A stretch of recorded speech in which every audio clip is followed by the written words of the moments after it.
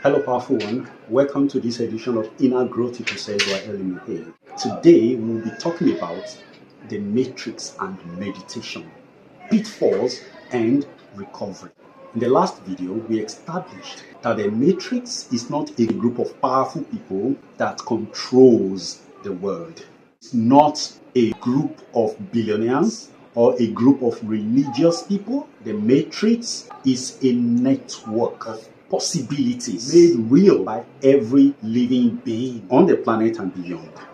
Humans, demons, angels, gods, demigods, they are all parts of the matrix. It's an ocean of possibilities. And in each person, there is a sword of the matrix that is considered a gateway water, sort of. It behaves like the ocean. It is not the ocean, but it is a part of the ocean of the world. We talk about the world. When Christ said, "Love not the world, nor the things that are of this world," he was referring to the matrix. Okay? Now, there is something that makes the matrix very powerful, and that thing is the mind. The mind is what connects you and me to the matrix. The force that the matrix has over you is through the mind. For you to control the matrix, you don't need to go outside and control the activities of other people concerning you or other people. You have to control the inner activity within you through the mind. There is a practice called mindfulness that makes it possible to put the human mind in check.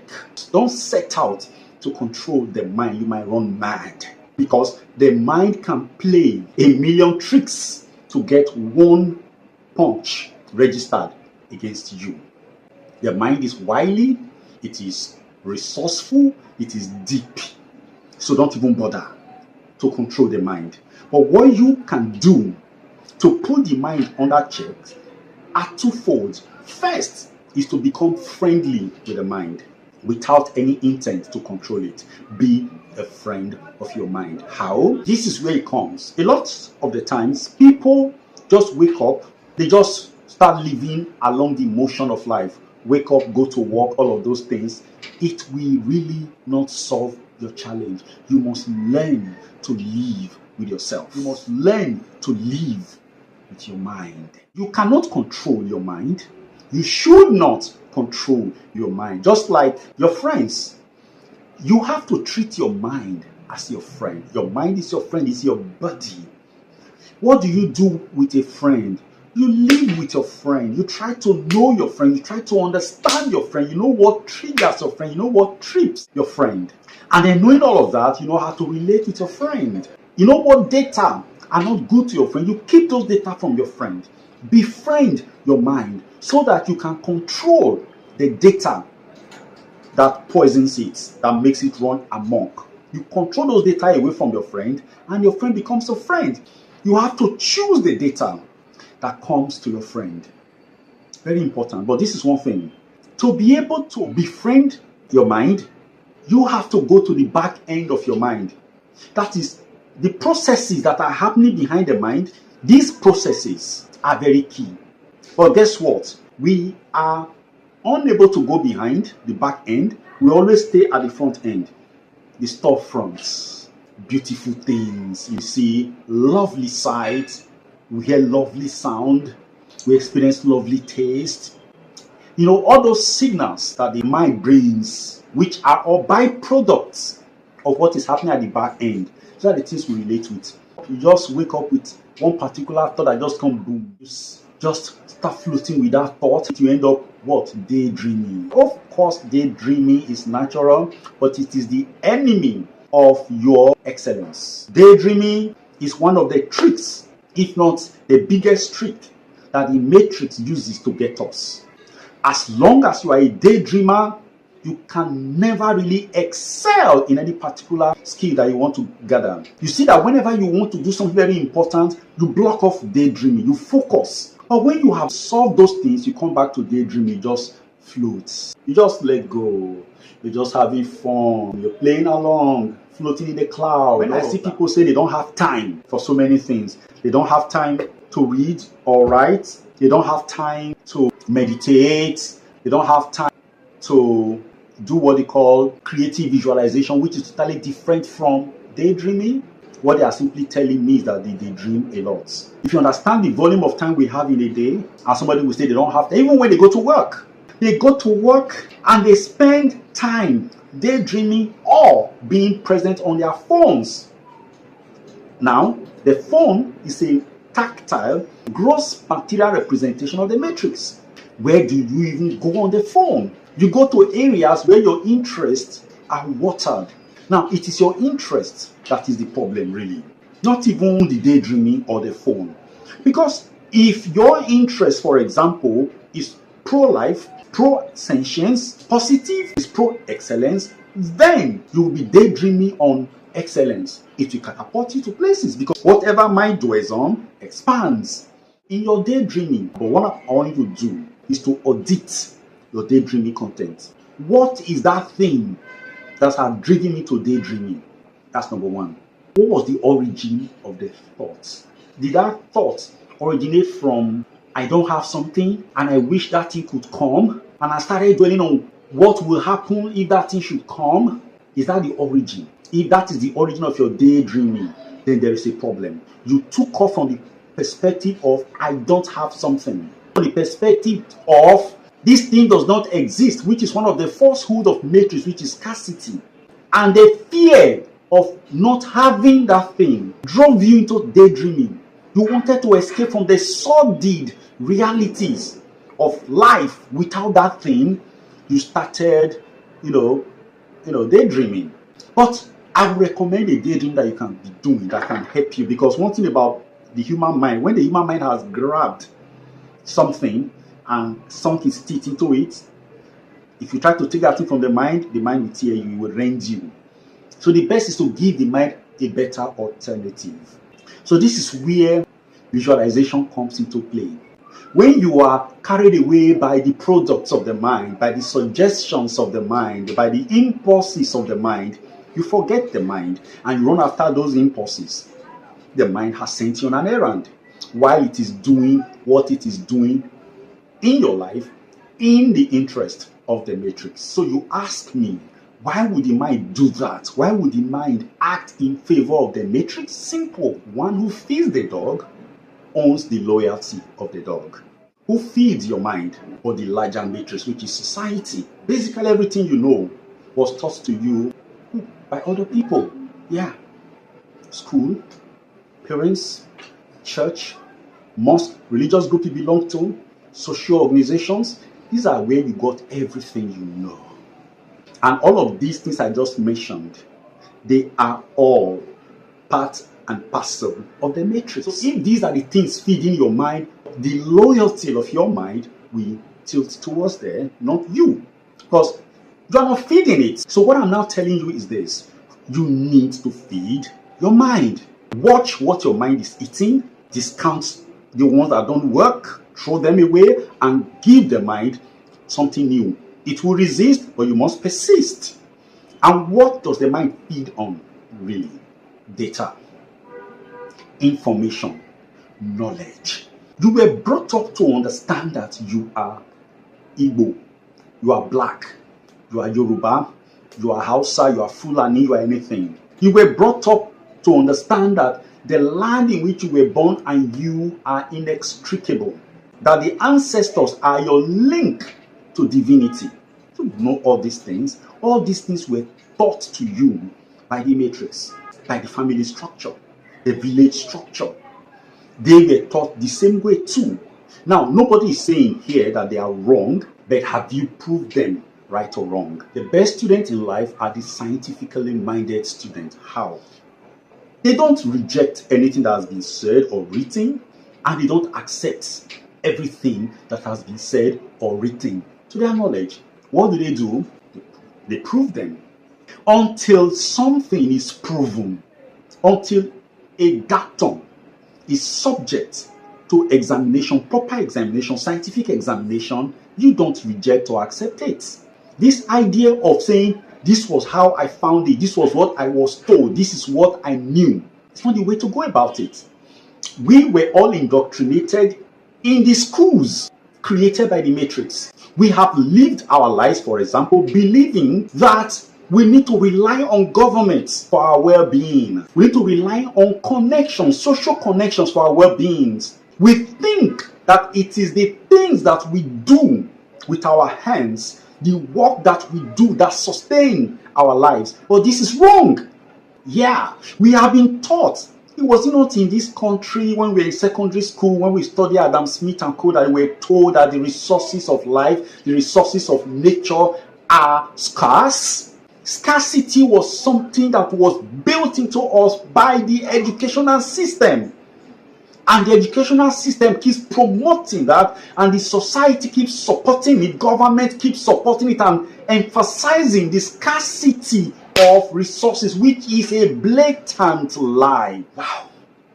So the matrix has brought us up to this understanding, and we've been living with it, and we have accepted it. We come to understand that we are alone unless we form some form of alliances. We have to belong to clubs. We have to belong to organizations. We have to belong to so many things. If you are an artisan, if you are a professional, you need to belong in a guild so that your interests can be taken care of. Some go as far as belonging to secret cults so that their interests could be protected. If they don't belong, they will be at risk. These are all deadly data from the matrix. There is a new knowledge in town, which is really not new, which is eternal. That's the one who made your life possible. Even if you don't believe in the supreme being, you don't believe in the creator, that's okay. Even if you believe that your life came into existence through the Big Bang, that's okay. The Big Bang, when it erupted into existence, did not leave you in existence alone. The Big Bang is with you. All the mechanisms, all the processes that led to the Big Bang is still living, protecting, watching over products of the Big Bang. The only place you and I are going to fight is when you say that life is not organized, it's not planned, that there is no intelligence behind it. If that is your belief, we're going to deck it out because I will not accept it. Every single day, the sun rises and sets. Time remains the same from time to time. 24 hours, where it has not ceased. There is a season for every type of crops. You plant them at the right time. There are conditions necessary for the germination of seeds. And when those conditions are correct, they work. They were so from the beginning, they still so today. I've lived over 50 years on this planet. They have not changed. So which tells me that there is a science behind life. And science is not haphazard. It is organized. So in that context, there is no life that comes into reality by accident. Everything is organized and planned. Therefore, your being present on earth is organized and it is planned.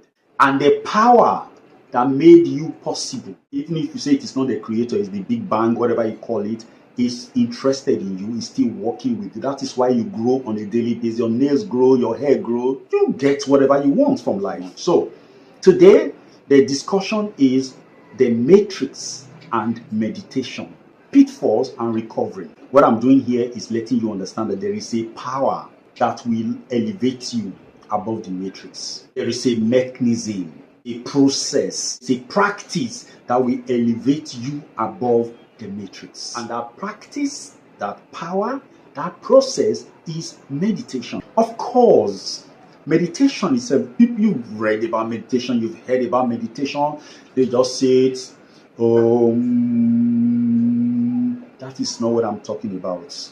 Meditation, repeating the mantra, whatever. That is not what I'm talking about. Meditation is not an action. Meditation is a state of being. It is a place that you have to be. It's a frequency of life. That's meditation. Meditation is not something you do a little of it tomorrow, you don't do from some other times, you now do long one to meet up. No. Meditation is something you do on a daily basis. You do it, but it's not a doing, it's a being. Meditation is a journey into self. Self being capital S, higher self. It's a journey beyond the mind. First, A journey beyond the body, where you conquer the body, then you can tell the body to stay still for as long as you want it to be, and it will stay. Body becomes your beast that you have tamed. That is the first level of meditation. Then you move on to the second level, which is the taming of the mind. Now the mind is powerful. How do you tame the mind? By controlling the information that goes into the mind. And now the mind cannot do anything without information, without data. So before the mind makes a move, you stop it. I say, wait. What are you trying to do, beloved? Oh, I'm just trying to, you see, as we are right now, there's no money coming from anywhere. So I'm really getting agitated. I'm wondering, how is the next money going to come? I don't understand it. I'm feeling very pained. You say, stop. You are acting on old data. You are acting on old information. Have you asked yourself a simple question, my dear friend? Where is money, or what is money? You begin to have a discussion, intelligent, mindful, discussion with your mind. That was then. But right now, we have all the monies we need. No. In the bank, there is nothing. In the wallet, calm down. What exactly did you do to bring that money? Oh, I worked? No. How did you get the work? Well, I applied. Who created the job that you applied for? Were you the one? No. How did you get into contact with that job? Okay, I asked around. How come you got that particular job of all other jobs around? Do you not think that there is a connection somewhere that is beyond you and me that brought us into this job and brought money? Yeah. So let's go back to that connection right now. Okay? There is a connection that makes life possible. That same connection makes the sustenance and nourishment of that life possible. But this is what has happened. We accepted that there is a connection that brought us into being, but we've cut off from that connection. We start creating artificial connection, social connection out there, and then we lose our inherent, intrinsic spirit connection to these things, and then life becomes difficult for us. We begin to age unduly, we begin to get sick, we begin to lose so many things, and our patience, our happiness begins to get cooked and served on the altar of problems and pains. My friend, there is a power, there is a process, there is a force responsible for your life. Mindfulness will help you connect with that force. Let us assume you had a feeling that, okay, all I have right now is 5,000 in my bank account, there is no job, I'm an entrepreneur, I'm trying everything, I've not broken through. So how do I survive? And then you tell yourself, all right, I remember when I was in my mother's womb, my mother wasn't present inside the amniotic fluid. I kept growing. All my mom did was just eat, drink, move around, keep herself alive. Oh, she went to the doctors and they did some other things. But what did they actually do? I was less than a dot when I started. I grew from a dot to 5 kg, 4 kg heavy being. How did all the intestines, how did the lungs, the kidneys, the heart, the brains, all the billions of cells inside of me, how did they grow? How did they understand the tract they belonged in? You have a vocal tract. That is the group of cells that constitutes your ability to sing and talk. The vocal tract. It starts from the lips all the way down the tongue, the palate, all of that. How did it come about? How did you know that they belong together and they formed together? Your reproductive tract, your respiratory tract, for the alimentary tract. How did they know they belong together and they formed along that line? How did your pigmentation come in? How did the back know that they are supposed to be dark and the front they are supposed to be light? It was formed, and it is the same thing from one human being to the other. The eyes, the lips, how? All of these things were formed when you were not even conscious of it, so to say. And then you were born. I don't know how big you were, maybe like my hand, or maybe you were this big, or slightly bigger, or slightly smaller. I don't know. But from there, you grew. to be whatever you are. Maybe a midget, a dwarf, or maybe a small man, a medium person, bigger person. Whatever you became, what did you do? What did your father and your mother do? What did the society do to make that so? You became what you are with no efforts from any physical entity. Not even society can explain it. They can't do anything about it. But there is an intelligence, a very high intelligence that spoke you into existence, that ideated, that conjured you, that brought you into existence with a certain definition. So, I tell you what, that being, that intelligence is still very much conscious of you. When you can learn to go back to that intelligence, the full power of that intelligence will bloom in you. And let me tell you one thing, don't be deceived. Don't let problems begin to scare you. Life is about problems, and it's about solving them. Until you solve problems, they will keep coming. You were born a problem crunching being. Crunch your problems. Don't be problem shy. The matrix will make you problem shy, problem scared. Now, all of these things I'm saying simply means one thing. Learn to slow down the mind. Give the mind tasks to do and supervise the task. But to do that, you must first become a friend of the mind and let the mind know that you have it good in mind. By doing that, ask yourself, what am I so excited about now? What is that addiction that I'm nursing now? Because that is what your mind has sunk its teeth into. Give it an alternative, a better alternative. For example, if you are into, everybody is into virtual, I've interviewed a lot of people, they all daydream. Some of them mistake daydreaming for creative visualization. Now, this is daydreaming. Daydreaming is, I wish, I will, it will, is futuristic. But creative visualization is now. It does not start with, oh, I wish I could. That's not creative visualization. Creative visualization is, I have created beauty around me. I am experiencing wealth in all its abundance. I'm experiencing health and healing. You are visualizing as if it were happening right now. Creative visualization makes you God, while daydreaming makes you mind, a product of the matrix.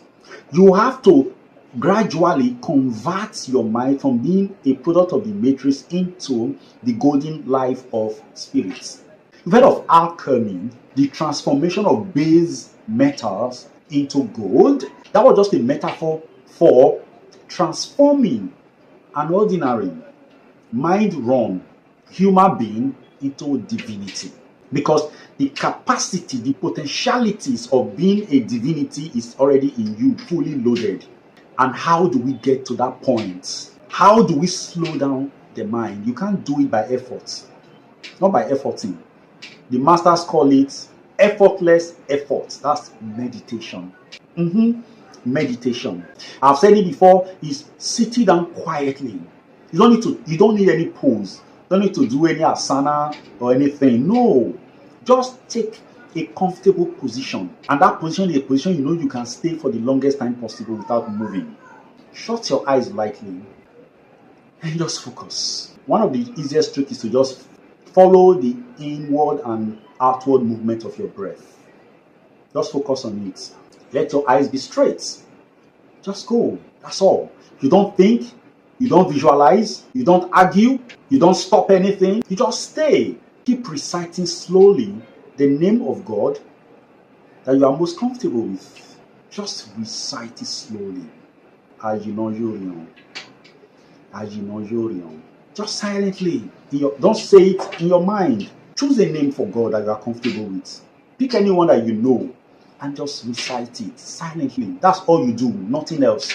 You have to learn the process of meditating to the point that if something perches on you, a mosquito, an insect, you won't move. You will ignore it. When you're able to pass that test, your body can now afford to stay still, irrespective of what is going on around it. you move on to the next phase, which is controlling the thoughts. Thought will pour into you. Now you just allow them. You don't stop them, you don't damn them, you don't criticize them, you don't analyze them, you don't reject them, you just let them be. Don't grumble, why are these thoughts coming? Just stay there. Let them flow.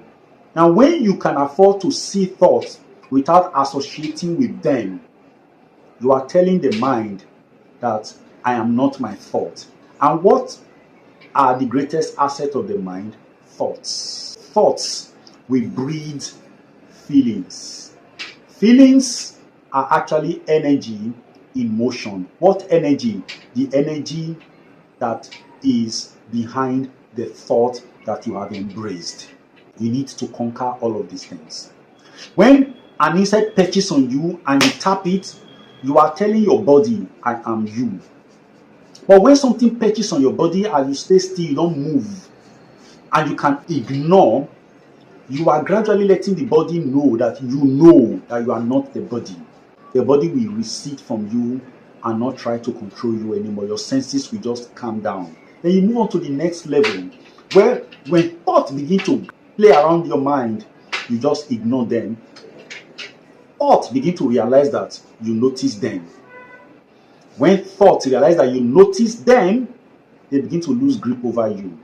And when thoughts do not have grip over you, mind has no grip over you, because you don't have emotion to exhibit around those thoughts anymore. So what people say or do to you no longer matter anymore. You have risen above mind. You now go to the level, which is next, the level of your being, which is spirits. You become a living soul. At that point in your time, you have entered the true moment of meditation, which is timelessness. You become a being of the divine. That's the game. But how to get to this level is a daily practice. You have to ward off thoughts that connect you to the body. I'm not asking you to die, but there are thoughts that actually make you feel that you are body. You need to start distancing yourself from those thoughts. Keep telling yourself that I'm spirit. I am the express image of the divine. Be conscious of that. There are certain permutations that will happen around you that try to make you do a product of what is happening around your environment. You must constantly reject them silently and just move on. The saddest people in this world are the people who have a narrow vision of themselves. And when we say this, people think other things. Oh, you are not thinking big business. That's not what we're talking about. When a human being says, I am primarily Edo or Yoruba, that person has a problem of narrow self-image. To even say I am a black man, which means all other black races are accepted within my fold, is a narrow self-image. You are more than a black person. In you is the black, the white, the yellow, the brown, the green, the purple, the ice, whatever human being find expression. In you, the demons, the angels, the gods, the demigods, Satan have expression. In you does the supreme being and the saints of the supreme being have expression. You are infinite. You are beyond the mind. You are soul. God's ray of light. So let nobody box you to some narrow-minded definition. You now know that you're not going to play the political game. Oh, we Africans, we are proud, we are this. You don't play that game because you don't belong with it. Because your skin pigmentation, your physical structure, whether you are male or female, they are not you. They are functions of what you are to do in this present incarnation. And once you go beyond the incarnation, you are something else. And for you to be able to conquer the challenges of this incarnation, you have to rise above the mentality of the incarnation. So it means while the mind is very focused on this incarnation, of making you realize your purpose in this incarnation, you have to call the mind to order from time to time to say, hey guy, I agree you're doing the right thing. Thank you. Thank you. But I'm more than this. Remember that Oh, what are you, boss? Exactly. When the mind begins to ask you for your opinion, it's beginning to surrender to you. The capacity to call the mind to order is what I want you to adopt. And when you begin to do that, you are beginning to buy your internal matrix over, and you begin to control it without it even knowing. It starts now. It's within your power. You're strong, you're powerful. There is nothing you cannot do when you set your mind to it. The mind can do anything for you as long as you are focused. Start the practice of meditation today. Don't ever stop. Meditation is actually looking at the world with the eye that does not judge. The very simple text you can try out is, look as you're driving by, you're walking by anywhere, riding by anywhere, or sitting anywhere. When you see things, try not to say, oh, this thing is black, this thing is gray, oh, this is brown. Forget, just look at them without giving them a definition. When you can look at things without judging them, without defining them, you are breaking away from the matrix. When you now see a human being, you are not saying, oh, this is a beautiful young woman, this is a black, lovely black man, this is an ugly white man, this is a... You don't do that. You just look at people. You see them, but you are not judging. You're not saying this one is fat, this one is skinny, this one is tall, this one is short, this one is rich, this one is... You don't do that. You just look them over. Oh, this is a beautiful house. This is an ugly house. This is a big car. This is a small car. You leave all those judgments out. Oh, purple flower. Oh, cream colored flower, yellow flower, blue flower. No. Just look at them. Oh, tree, grass. Practice that. Just look at things and just see them for what they are. You may not be able to do that. Try not to impose upon things what you have already known about them. That's what I'm saying. Ignore your repertoire of knowledge. Don't bring them into fall when you are looking at things. Try to see things again. See them the way you have never seen them before. To do that, you must withdraw your judgments. Practice that. That's the life of a meditator. That is the reason a lot of people cannot afford to see God the way God is. They think that God sees them on the basis of what they did 5 minutes ago. God does not see things from the backdrop of history. So meditation is living the God life. It's living the life in which you dissociate from your past. You dissociate from history, from the interpretations of society, of the past. And you don't even talk about the future. In meditation, a meditator lives in the moment. So let's go back to finances. Why I tell you that the matrix uses it to hold you down. This is an exercise I'm going to leave you with. I don't know how much you have with you right now, home and away, in your wallet, wherever. I don't know how much it is. So let us assume you don't have enough right now. So this segment of the video is for you. You don't have enough money and you have a lot of needs, right? Normal, right? Okay, good. Now, that is the story you are facing now, right? Good. Take your mind back to when you had the most money. Can you remember that time? Has there ever been a time in your life you had so much money that buying anything was not a problem? If you've had that moment, you've had that experience where you didn't bother to ask for how much is this thing, you just went.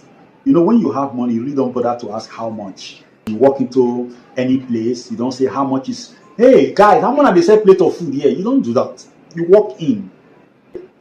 Have you such an experience? There was a time you had so much money and you never had to bother about the cost of anything you wanted. You just went in and then you picked it up and you went to the cashing out point and they told you the amount, and then it was there you knew the amount. Or you were looking at the labels on the shelf, you were picking them, you were not calculating. Have I taken more than I can buy? You were picking things you wanted. Have you such an experience? Once, at any point, if you have it, let's go into a practice now. So today, you don't have money. Okay? But you have that experience where you had so much money. Food was not a problem. Paying school fees was not a problem. Traveling anywhere was not a problem because you had the money.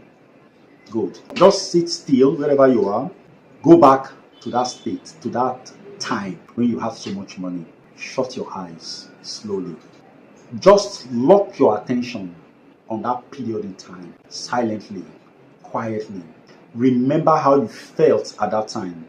Remember all the emotions that you had, how you viewed people around you, how you viewed the things you wanted to buy. Remember all of it right now. Feel it. Wake up that feeling right now. Dwell on that feeling. Just stay with it. I want you to stay with that feeling for the next 1 hour. Just stay with that feeling. Enjoy it. Bask in it. See it as it is happening again. Hold that feeling for the next 1 hour. And my friend, keep holding on to it. Do this today again when you want to go to bed.